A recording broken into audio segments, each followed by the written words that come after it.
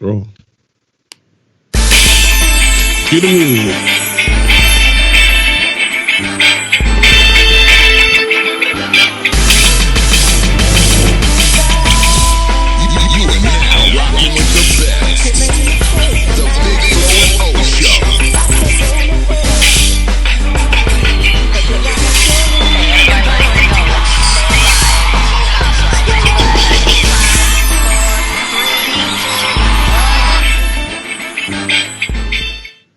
What's good, America? This is Bigflo Ando coming to you live with my co-host and best friend, Oliver Gibson. Together we make the Bigflo Ando Show. What up? Oh, how's it going today? Back from the land of the dead, man. I thought I had the corona, but no, I came up short. Can't get that Rona. Can't get that. Yeah, we missed you on the last episode. We missed you, but we had to make through. Go without it. I'm glad to see you back. Everything looking good. Definitely. Looking dapper. Definitely. So glad to be back. That's all we can hope for, man. Just stay safe during this Rona, man. You know, it doesn't like fat people, man. Even though you're starting to leave the round of the fat people, you know, there might be something. I'm still in the neighborhood, though. Yeah. We still let you come to the meetings. You know what I mean? Once fat, always fat. So, anyway, man, just, you know, got a lot of stuff on my mind, reading the news like everybody else, missing sports. Mm-hmm. Real depressing news I saw yesterday. The XFL filed for bankruptcy. Man. Yeah, you know, and it's I'm just now hearing about that, and it's kind of tragic because so many things, like, okay, the definition of the word serendipity is a happy accident. And I was getting really, really excited for the XFL this year because it was good. It was good football, and I think it's like 20 some odd guys, or like 15 or 20 guys, especially quarterbacks and skill positions, were getting a chance to play in the NFL, and now this. So what can you do? I'm definitely hoping that they'll weather the storm, but we're still worrying about the future of the NFL and college football also. So, you know, they're not the only ones going through it. I think a lot of fans were being. Go ahead. I'm sorry. No, so the XFL was good football. I liked it. The first time it was real gimmicky. That came out like right you and I got out of college. I think we had a couple teammates that played over there, and that was real gimmicky, and I knew that didn't have much of a chance. But I think they got it right. They did some stuff to challenge the NFL's rules as far as kickoffs and extra points. I just thought they had a real good place, and it was really good football. I'm just depressed to see it go away, especially at a time like this. I actually thought that they could take over because they were one of the last to cancel games when everybody was going through this quarantine. I thought, okay, the XFL could say, hey, we'll be the only game in town. There wasn't that many fans there anyway, so I thought they could kind of leverage that, but they didn't. So very depressing to see them go out of business. Hopefully it's just a economic reshuffling and they'll be back next year. But for right now, the XFL is dead. Yeah. You know, one of the things that I always wonder about when it comes to professional franchises is, you know, there are a lot of people in this country, fortunately and unfortunately, that live check to check.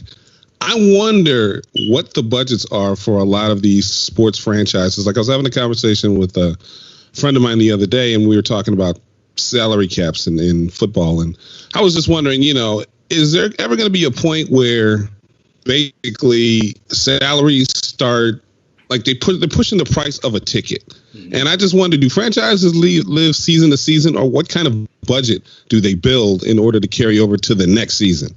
You know, because your average citizen, like I said, most people live check to check, but I know they couldn't build this into their budget. Who could build a pandemic into a budget? It's impossible to calculate, and nobody ever thought that would happen. But at what point do franchises have a rainy day fund? You know what I mean? I know. I think most of these owners come in, they're so wealthy, it can be almost a hobby. I know, the Green Bay Packers are a company that's just owned like a corporation, so they might do things a little bit differently. But usually some rich owner that's just paying this money out and doing whatever he's got to do or she has to do to get things going. So I don't know if they have a rainy day fund. I think I just read a headline that I didn't get a chance to click on about meeting to discuss what salaries are going to be like in some of these pro sports, like now that they're not going to be playing games. You know, what are we going to do to kind of recoup those dollars? So I don't know. And let me tell you, if one of these teams goes bankrupt, there's going to be somebody out there that's super rich that's going to say, hey, I got you, buddy. I'll take this franchise off your hands. So,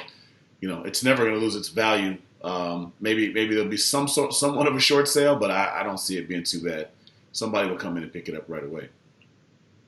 Yeah, because you think about some of the salaries. I mean, Russell Wilson gets what? What was his salary? Like 100 and some odd million over. for the signing bonus or something else, and Was then it they're gonna have 30 to a pay year or Patrick something? Mahomes.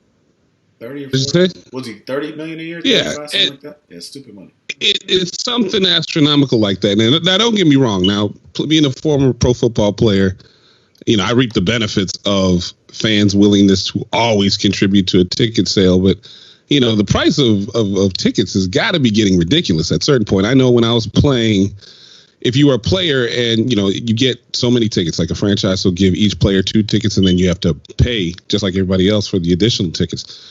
And back in 2004, 2005, my last year, the price of a ticket was about anywhere from $95 to $105 with the Bengals.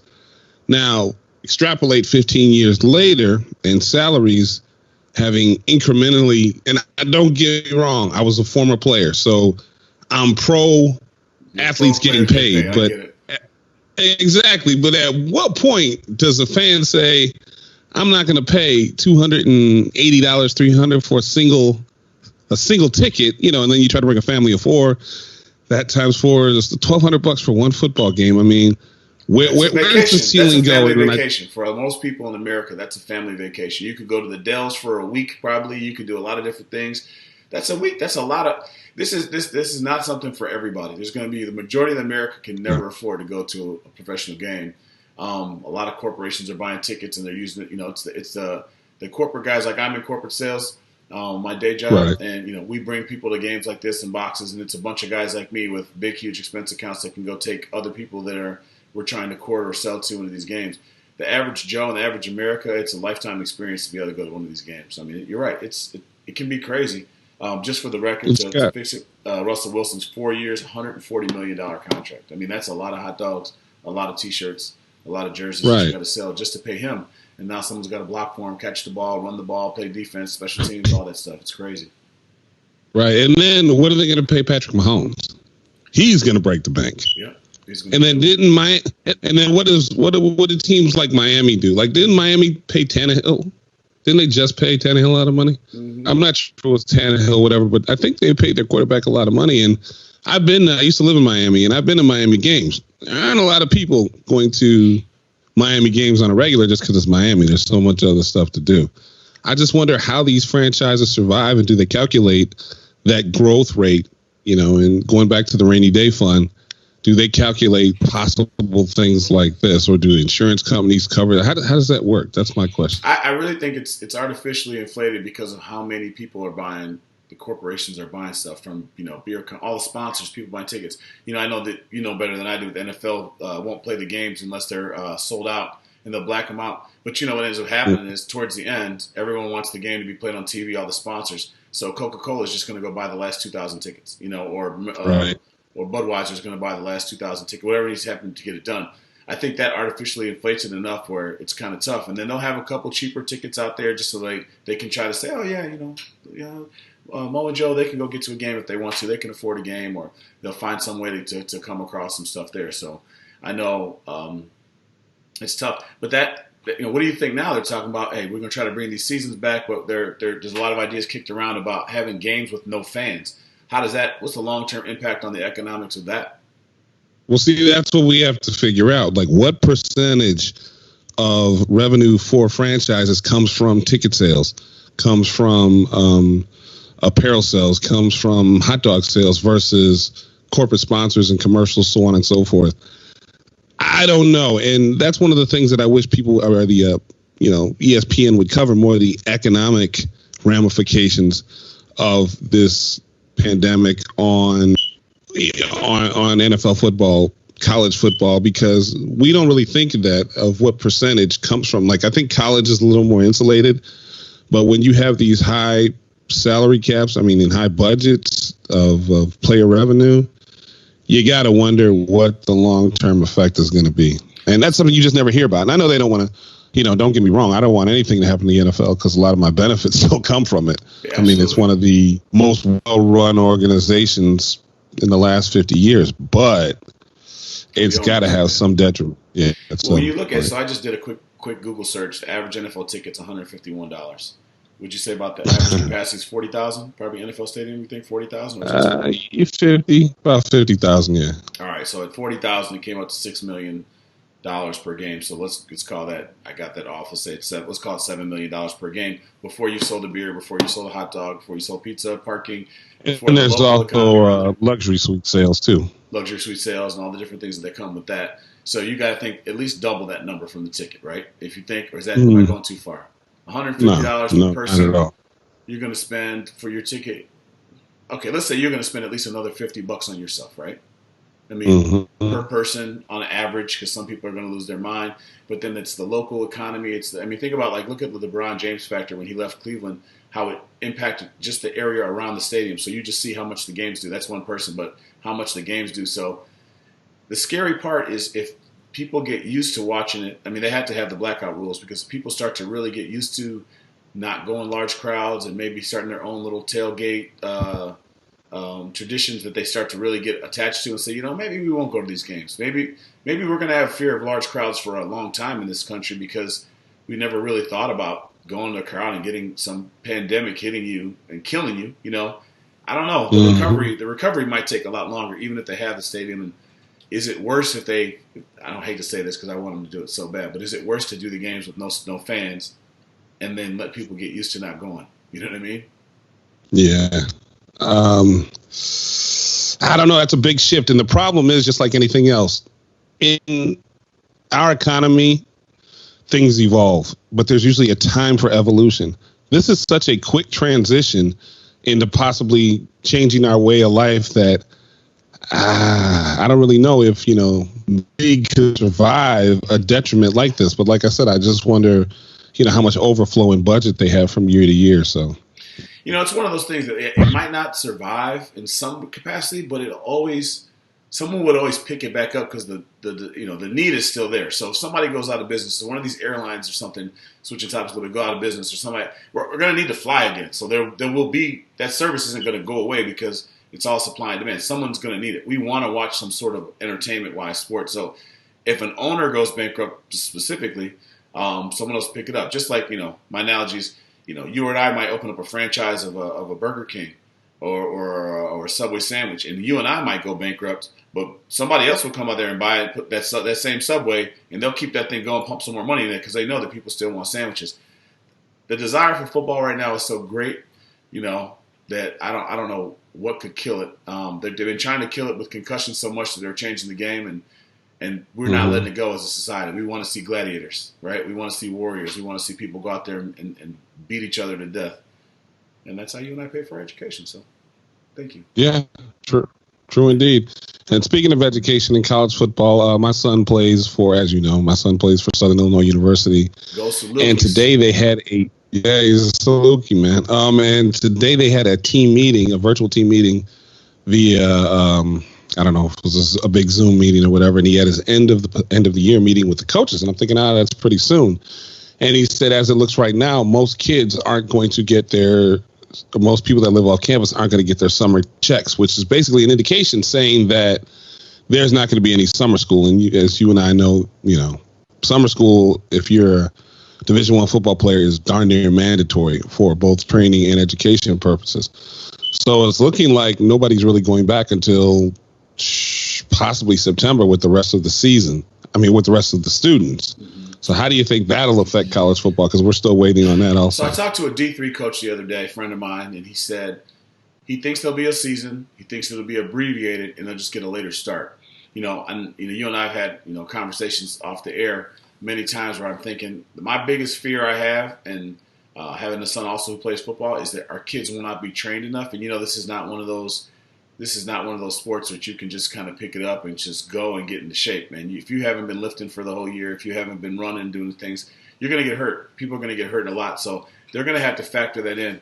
I'll take an abbreviated season. I'm all about the safety. As much as I want to whine, I still want to see football and all that kind of stuff. I do want these people to be safe, and I want things to go off. I don't want people to get the coronavirus. So, whatever we had to do, but give me something. I can only watch so many. I don't know how many times I've watched the Bama Ole Miss game on TV in the last 2 weeks. Yeah. A lot. It's kind of anticlimactic when you already know the first half. I'll tell you. Right.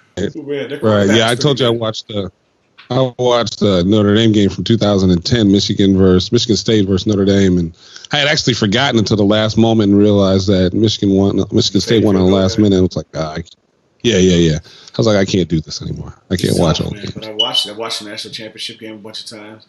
My TV when I go work out is just on ESPNU, and you just whatever game is on. But it's the same game. I'm thinking, don't you have rights to anything else? I don't mind watching a football game that I don't know the outcome to, or at least a game I haven't seen. But it's hard for me to go watch an old like Notre Dame or Bears game if I already saw it. But I'll watch something. We're starving for content. I don't know what's going to happen. We're starving over here. This Michael Jordan thing's coming out. What do you think about that Michael Jordan thing coming out on Sunday? I think it will get Super Bowl numbers when it comes to viewership. I think we're all so starved to watch something original or some original programming. And I also wonder, too, because, me, I'm a big economic ramification guy. Mm-hmm. What are the economic ramifications on ESPN? Like, their ratings have got to be in the toilet. I'm not going to pay $200,000, $300,000 for a commercial spot to watch some old, Notre Dame game.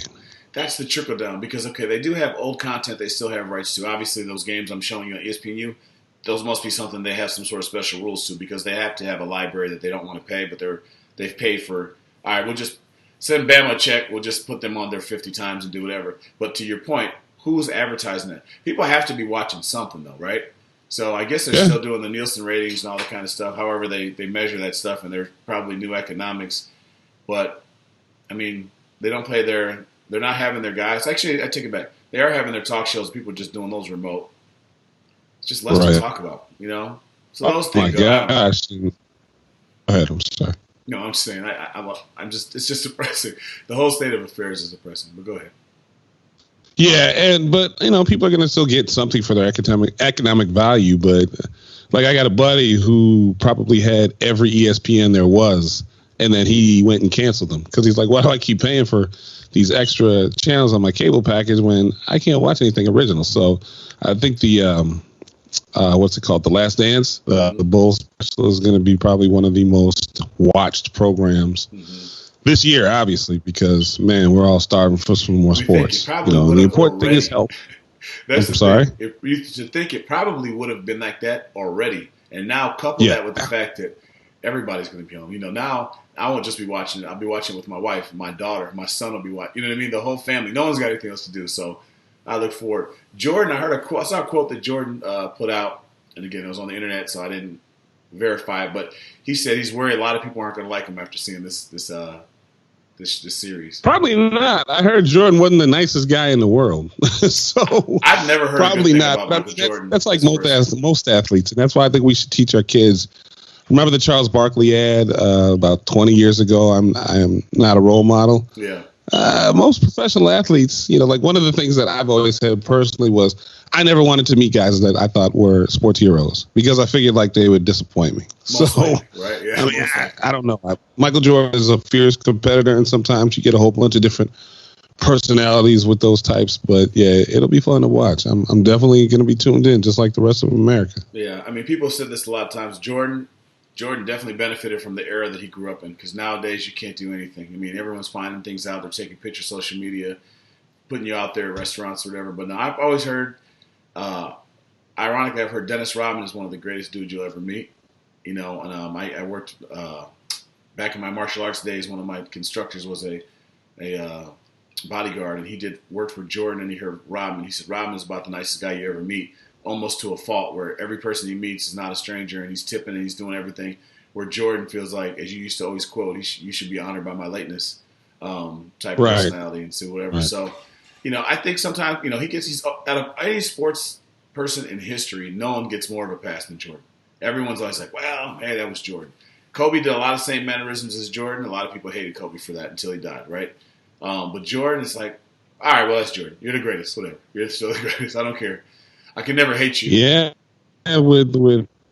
exactly. With ability comes privilege. So I don't know. But I don't think you can ever tarnish the what's the word I'm looking for here? The magnitude of Michael Jordan, and he'll always be the greatest to everybody. So it's not going to affect gym shoe sales or anything. So he'll be fine. Mike will be fine. No, they might just say, God, he was kind of a jerk.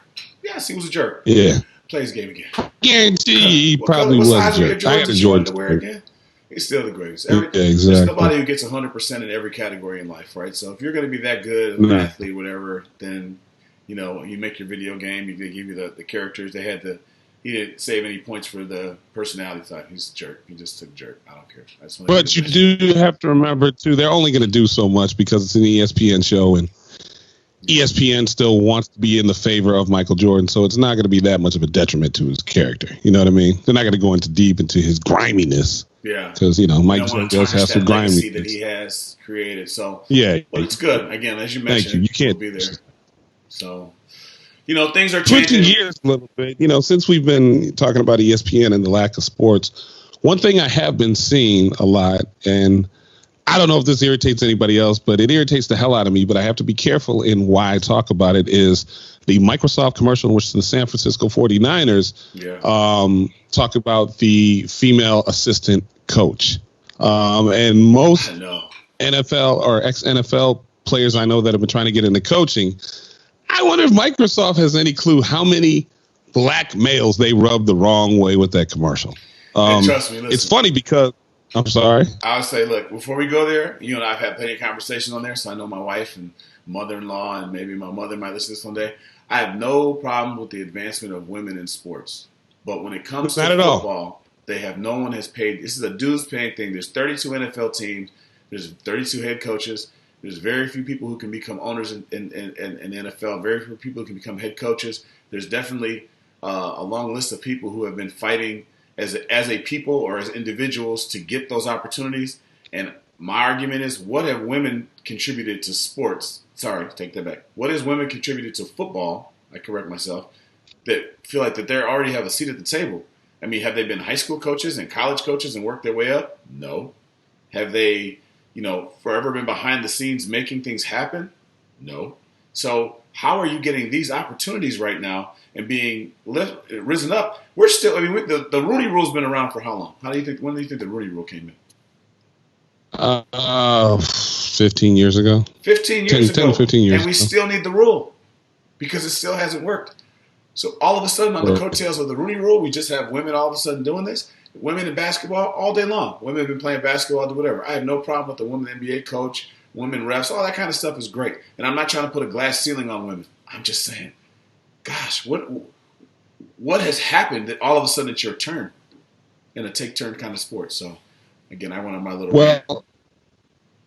No, and as you said, I agree with everything that you said, but my angle is a little bit different. You know me, I'm big on the race card. And there have been African-American males. If you look at professional sports, especially professional football, referring to the Rooney Rule, we don't have a lot of representation. Look at most NFL franchises. Look at most college franchises. The African-American / black, because I like black. I like the word black, so I'm going to use that. Most black coaches are... That's nothing wrong with the word black. Okay. Most black coaches are defensive back coaches and D-line coaches, and that's it. Now, one argument I heard, or one supposed cause of this, was that the reason why you don't find a lot of black head coaches is because there aren't a lot of black offensive and defensive coordinators. So, obviously, you can't make that natural transition. Well, you're not going to get that job if there are not a lot of black coaches that are being hired. Now, I'm not saying, from an affirmative action standpoint, somebody who's not qualified should be given this opportunity. But if 65% of the league, and I think this is correct, you can check my facts, but 65%, I think it's like 50 to 65% of the NFL are black players. How is it that when they go to transition into the coaching positions, the old stereotypes aren't omnipresent there? Like, they're making it sound like, well, yeah, you can play, but you can't actually instruct. Yeah. And so that's why I'm offended, because it's like they stepped over. It's not women in general, because women do play football. I actually had a opportunity about 7 years ago to coach for the 68%. Yeah, I coached for the lingerie football league, the LFL, which is now. Sent me tickets. You never left me tickets at the front. You never sent Reg where we at. That's some. You were doing the youth football thing. You were coaching back then. But We anyway, had bye weeks, but and they okay. do play real football. Women can play football. Women can play high school 100%. football. Being a former head coach, high school head coach, I've had women play or girls play on my football team as defensive backs. Now they never really quite made it toward the season, but I have no problem. Women can play football.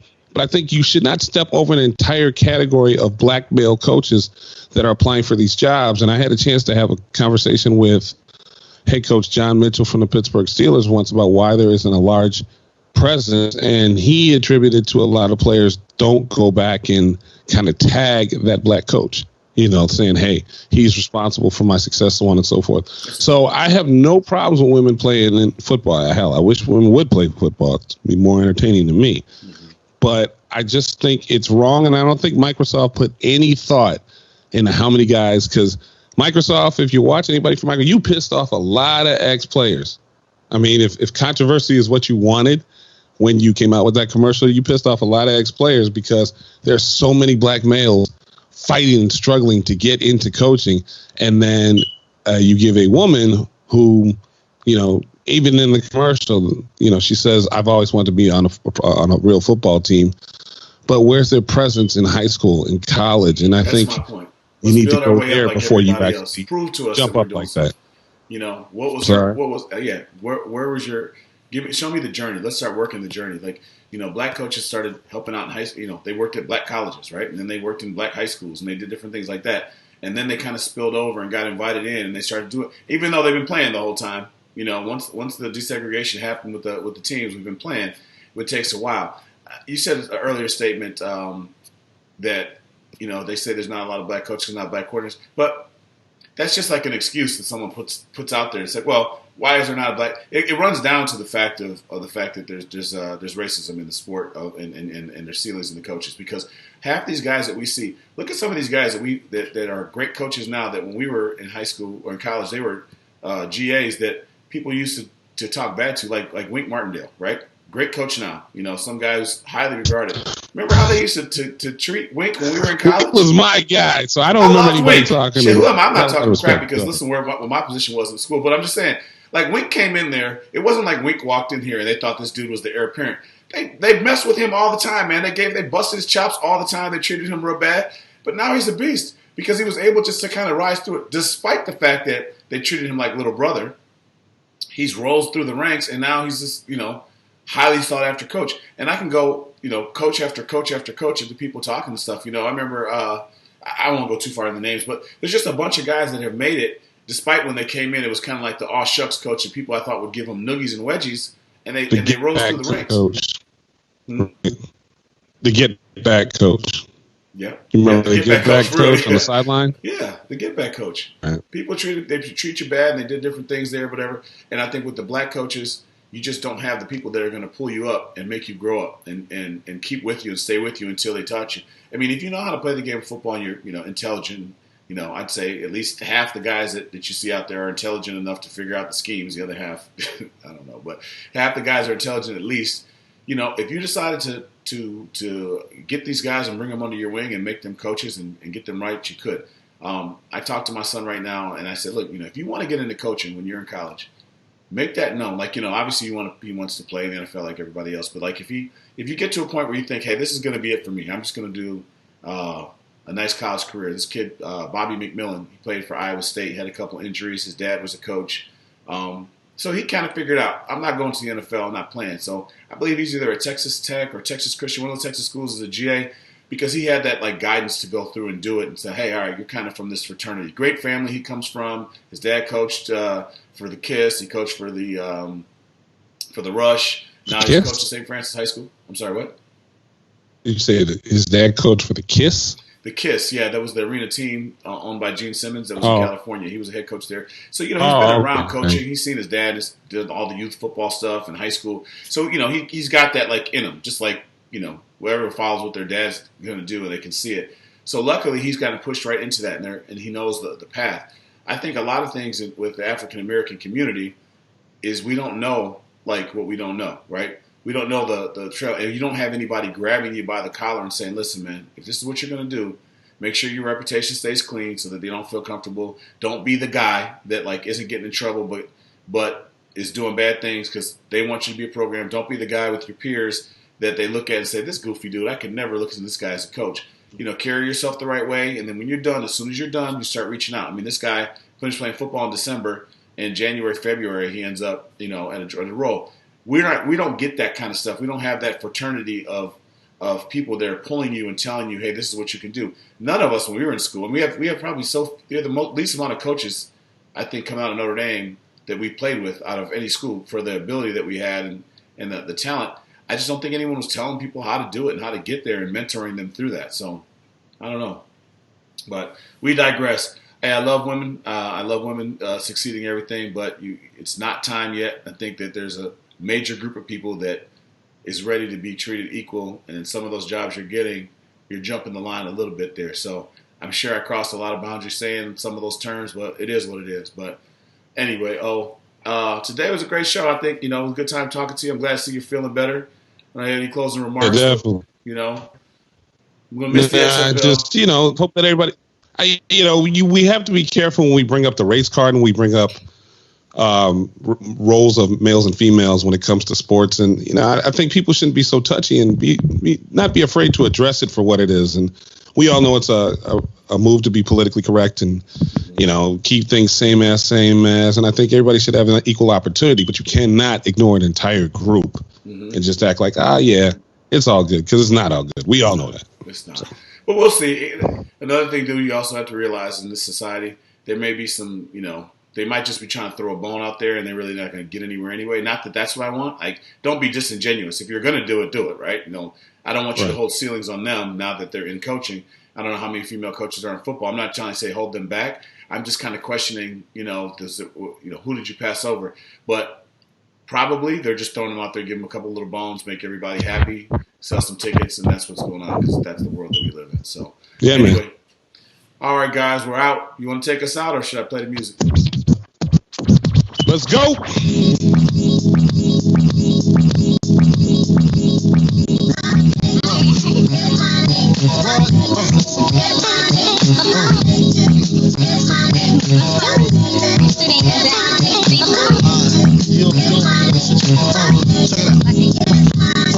You wanna sip more on my living room floor? Play Nintendo with season Eno. Pick up my phone, say I'm not home. Sex all night, mad head in the morning. Spin my V, smoke all my weed. Tattoo on TT saying B.I.G. Now check it. You wanna hear my man squeeze, baby? Don't you? You wanna give me what I need, baby? Won't you? Picture life as my wife. Just